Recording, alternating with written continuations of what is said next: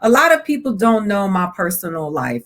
I share a lot of things about myself through my stand up, but my life, my personal life is very, very off. I don't really talk about my relationship. I don't talk about my children. I think I that's try cool. to keep that, my mama, I keep all that family. I'm not posting about my family like that because I do believe that some things do belong to you.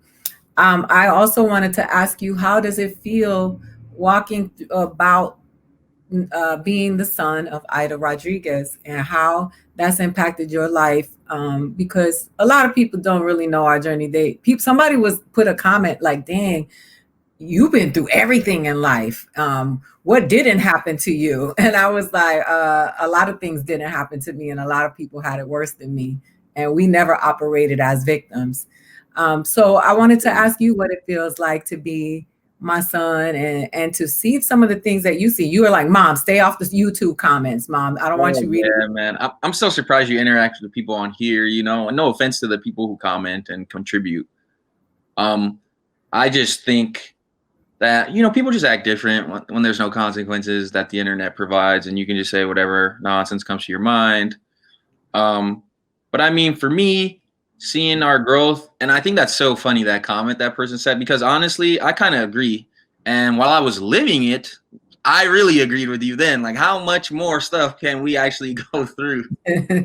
But I promise you, man, it's true. And I would tell you guys right here in this super secret exclusive interview if my mom was lying, but her stand-ups are real, man. Like, majority of the stuff that she's telling you about her personal life, that's true, man. We were homeless. She asked us the other day, did me and my sister ever really feel poor? And me and my sister both answered with a resounding yes, and she was actually surprised. So I mean, you have to also think the dynamic of family, right? It's like, just like how you lived your life, your mom will probably say something to you, or your dad will be like, you didn't have it that bad. That's just the nature of families. So, they had it maybe worse, or they were maybe poorer, so their scale is different.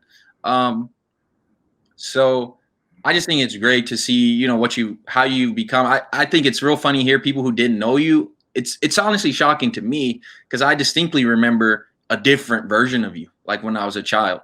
And you used to be as just a super religious Bible beater. And I mean, it was to the point, guys, who's in here watching this, like, I couldn't watch Pokemon because Pokemon was representative of the devil. Like, I don't think you guys understand the growth that this woman has had.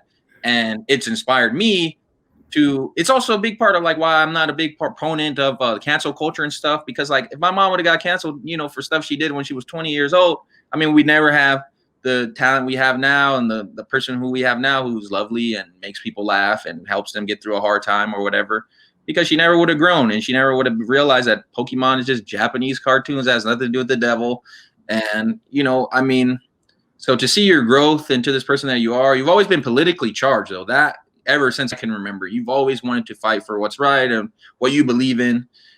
But it's just crazy to me to see how, coming from Florida and the part you were in and the stuff that you dealt with, the violence, the gangs, the drug problem Miami still kind of has, to see where you are today, it's just the beauty of human beings and how they can grow if fostered and treated with respect and fairly.